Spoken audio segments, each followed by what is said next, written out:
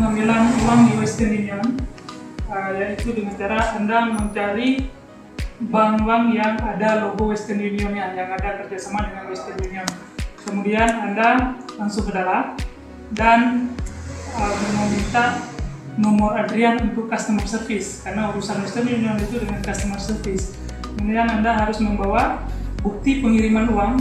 Nah, kalau ini pengiriman uang dari Google misalnya, dari Google AdSense, ini menarik sekali. Anda bisa pastikan dengan Google AdSense ini. Dan yang penting adalah nomor MTCN ini.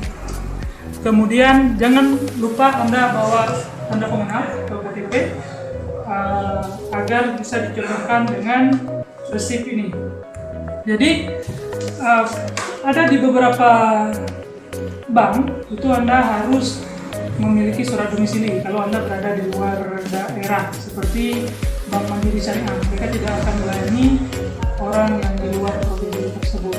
Kemudian Anda harus mengisi formulir seperti ini, warna kuning, bisa diambil di customer service atau di tempat penulisannya itu.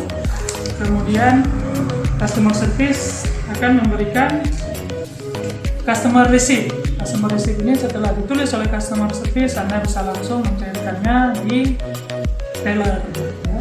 Jangan lupa kalau anda mau ke bank, bawa materai 6.000. Oke, seperti itu. Terima kasih.